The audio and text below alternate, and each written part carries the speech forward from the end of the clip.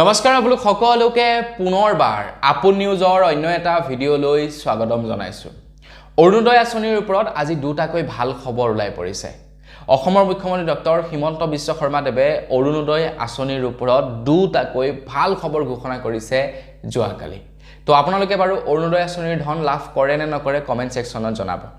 আৰু যিসকলে অৰুণোদয় আঁচনিৰ পইচা লাভ নকৰে তেওঁলোকৰ কাৰণেও আলটিমেটলি ক'বলৈ গ'লে ভাল খবৰ ওলাই পৰিছে।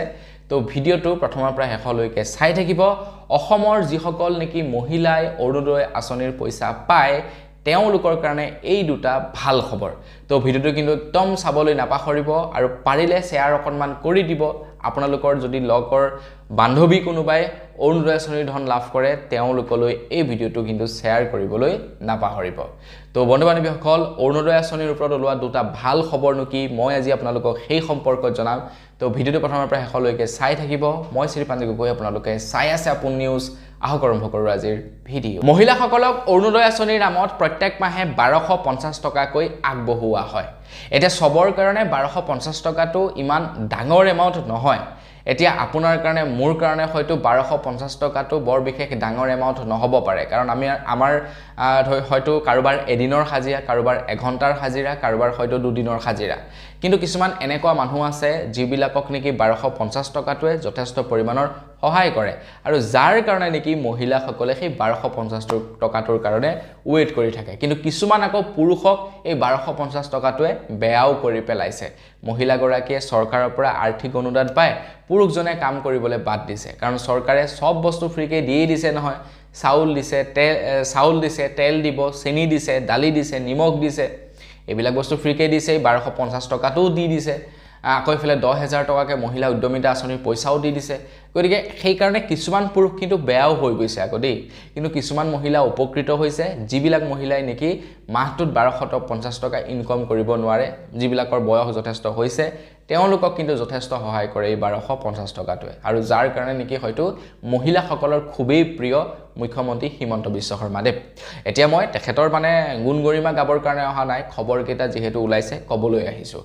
খবৰ ওলাই পৰিছে মাজুলীৰ পৰা। মাজুলীত এতিয়া আৰু অতিৰিক্ত 2000 গৰাকী মহিলাক অৰুণোদয় আঁচনিৰ 1250 টকা আগবঢ়াব বুলি জনাইছে। মাজুলীত আকৌ কি হ'ব, আপোনাৰ অৰুণোদয় আঁচনিৰ ধন নতুন মহিলাৰ একাউণ্টত পইচা সোমাব। যিসকল মহিলা অলৰেডি পাই আছে তো পাই আছে, আকৌ 2000 গৰাকী মহিলাক অৰুণোদয় আঁচনিৰ ধন বিতৰণ কৰিব।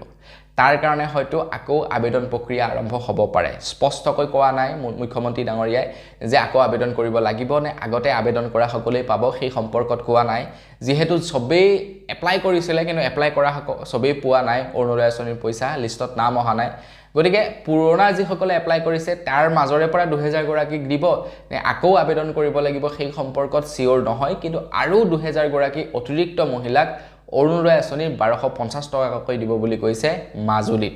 গতিকে মাজুলীৰ পৰা যদি ভিডিঅ'টো চাই আছে কিন্তু ডেফিনেটলি লাইক এটা কৰি থৈ যাব। তো এইটো এটা ভাল খবৰ ওলাই পৰিলে মাজুলীৰ পৰা। এইখিনিতে এতিয়া ভাল খবৰ এটা ওলাই পৰিছে প্ৰত্যেকগৰাকী অৰুণোদয় আঁচনি হিতাধিকাৰীৰ কাৰণে। যোনে যোনে অৰুণোদয় আঁচনিৰ পইচা লাভ কৰে প্ৰত্যেকগৰাকী মহিলাৰ কাৰণে এইখিনিতে ভাল খবৰ এটা ওলাই পৰিছে।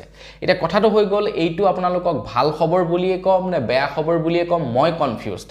কিন্তু মুখ্যমন্ত্ৰী ডাঙৰীয়াদেৱে ভাল খবৰ বুলি কৈছে। ঠিক আছে, তেখেতে কৈছে যে এইটো এটা ভাল খবৰ মহিলাসকলৰ কাৰণে, বা নিউজত এইটো এটা ভাল খবৰ বুলিয়ে প্ৰকাশ পাইছে। কিন্তু মই কনফিউজ হৈ আছোঁ যে এইটো ভাল খবৰ বুলি ক'ম নে বেয়া খবৰ বুলি ক'ম।